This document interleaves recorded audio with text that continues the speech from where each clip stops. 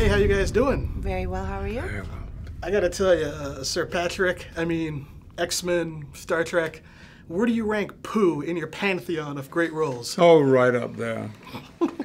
You know, if you could think of a triumvirate to rule the world, Captain Picard and Charles Xavier and Poop would make, I think, a great team. I agree. I think he's got the trifecta. Well done, sir.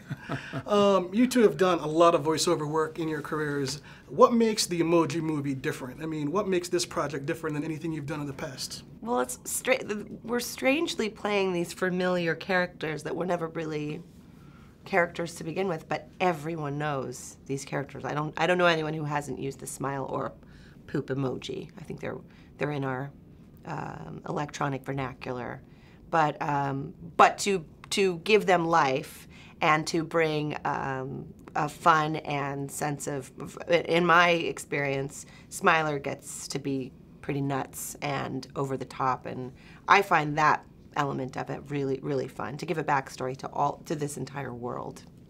You know, I kind of forgot the pre-app life because we become so used to apps these days. What are some apps that you two use in your personal lives where every day you're like on your phone using this app? No, I use a weather app a great deal. We necessarily travel a lot, and I always like to know what's awaiting me when I get off the plane. So I use the weather app. And there are some very, very thorough, very good ones out there. No Tinder? Sometimes they're completely... No Tinder. No what? Tinder, the dating app. We don't use Tinder. No Tinder? We don't need to Grindr? know what Tinder is. We don't need Grindr or Tinder, not where we're going. I use my cousin turned me on to an app called Time Hop, which as a parent of small children is really nice, but also just as a person who takes pictures on their phone, it shows you pictures from a year ago, from the day the day a year ago, 2 years ago, 3 years ago, and because some of my children were actually babies 3 years ago, it's pretty neat. So you can see what you were doing 4 years ago. It's pretty cool. It is. It's nice. Cool. Yeah, and so, you know, I guess the logical question is, like, I think we're too connected, you know?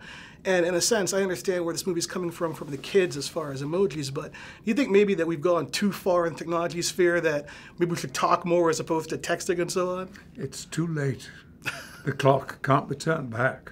Yeah. Driverless cars and automation, robotics. I was on a plane with a scientist the other day, and he said people actually have no idea how far we have already gone with robotics and what is just around the corner. And that makes me uneasy. Yeah.